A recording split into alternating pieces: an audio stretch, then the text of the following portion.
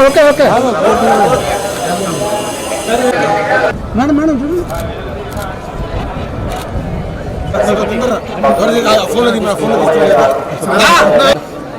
smile